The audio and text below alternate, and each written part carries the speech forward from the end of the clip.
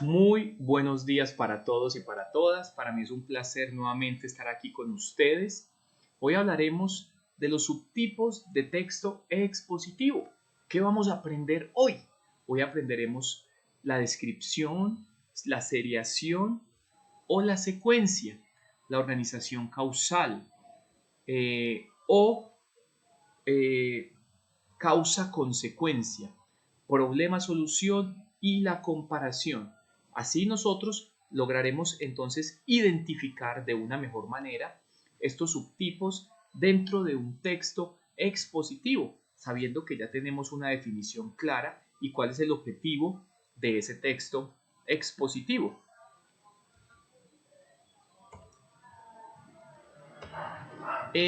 Tenemos también elementos. Los elementos básicos que conforman esto, tenemos la descripción, ¿sí? Los elementos son agrupados en torno a una entidad determinada, rasgos, características y atributos de ella. Entonces, por ejemplo, vamos a colocar como ejemplo una mesa. La mesa como objeto, esa mesa tiene unas partes fundamentales, tendrá unas patas, tiene una base en la parte superior. ¿Y cuáles serán las cualidades de esa mesa? Esa mesa pues sirve para colocar objetos, para colocar libros. Si es una mesa del comedor, entonces para colocar los alimentos, ¿sí? Así de esa forma, de una forma jerárquica, entonces yo puedo iniciar una descripción. También puedo describir una persona es alta, baja, tiene su color de piel es trigueña, tiene unos rasgos físicos que son característicos, su cara es mucho más amplia, su cara es más pequeña, etcétera, etcétera. En las marcas textuales, es decir, en el texto, ¿cómo nosotros podemos identificar cuando se está escribiendo? Lo podemos identificar, por ejemplo, en esto. Enseguida quiere decir que van a describir. A continuación, las características.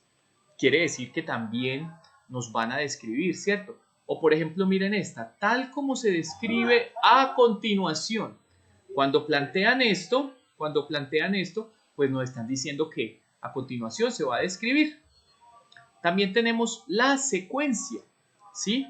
Los datos o ideas pueden ser agrupados en una secuencia u orden temporal a través de un vínculo de simultaneidad mediante un lazo asociativo e inespecífico o inespecífico. Entonces, un esquema de una secuencia es muy sencillo. Por ejemplo, cuando ustedes encienden el celular, ustedes se van a conectar a la clase con la profesora Mónica. Entonces deben encender el celular, deben ingresar al grupo, ingresan al WhatsApp, ingresan al grupo por el cual se están ejecutando todas las actividades, ¿cierto? Empiezan a desarrollar las actividades. Esa sería una forma de un esquema de secuencia, ¿sí? O por ejemplo, cuando están en la casa y el papá les pide o la mamá que vayan a realizar una compra a la tienda de la esquina. Usted primero se organiza, se coloca el tapabocas, sale muy juicioso, compra lo que tiene que comprar, regresa a la casa. Todo eso es una secuencia de elementos para poder lograr algo, ¿cierto? Ahora, dentro del texto nosotros cómo nos vamos a dar cuenta de esto. Cuando plantean, por ejemplo, enseguida, en primer lugar, por otra parte, sabemos que se va a continuar y no se va a perder la idea inicial. ¿Listo? Estas marcas textuales entonces serán bien fundamentales. Ahora, tenemos el causa-consecuencia, ¿sí? Incluye vínculos causales entre los elementos en dos categorías básicas. Antecedentes, lo que está previo, ¿sí? Que es lo que denominamos la causa. Y la consecuencia, que es el efecto que produjo ese efecto, ¿cierto? ¿Cuál fue la causa para que se diera ese efecto? Entonces, miremos acá en este gráfico, generamos una causa, ¿cierto? La causa ahorita, actualmente, tenemos el COVID. Por ejemplo, hablemos del COVID-19, ¿cierto? Si yo salgo a la calle sin tapabocas, pues eso entonces me va a generar un efecto. La causa es salir sin el tapabocas, me va a generar un efecto y ese efecto pues puede ser que yo me contagie, ¿cierto? También hablemos de otro ejemplo. Si tú te alimentas bien, que es una causa, ¿cuál será el efecto?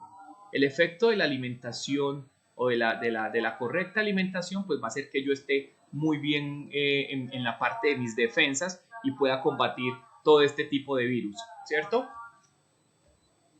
Ahora, las marcas textuales, ¿cómo lo encontramos en un texto? Dado que, debido a que salió con el tapabocas, el resultado de cuidarse y de protegerse con el tapabocas, con el lavado de manos, por eso es que es tan importante la alimentación para tener el sistema inmune activo. Ahora, viene también el de problema-solución, ¿cierto? Está relacionado con la estructura causal, pero es más organizado. Aquí el texto plantea varios problemas dignos de ser analizados. Es decir, tenemos un problema, pero para ese problema entonces vamos a generar una serie de planteamientos para poder resolverlo. Los problemas matemáticos, por ejemplo.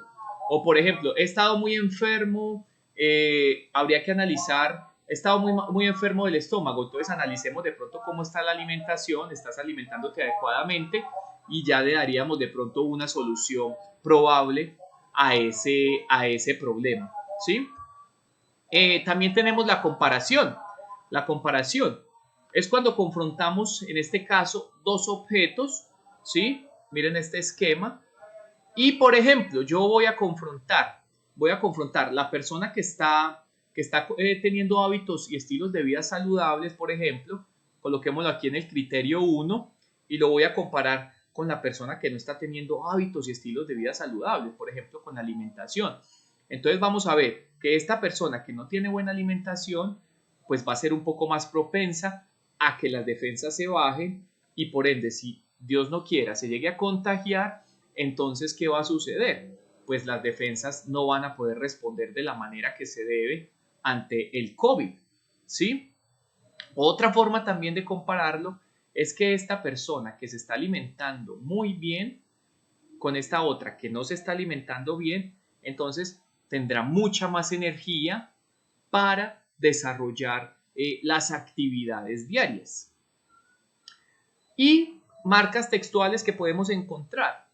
Ambos, así como, también, en cambio, diferente, a diferencia, todas estas marcas textuales nos van a nosotros a permitir decir que estamos comparando.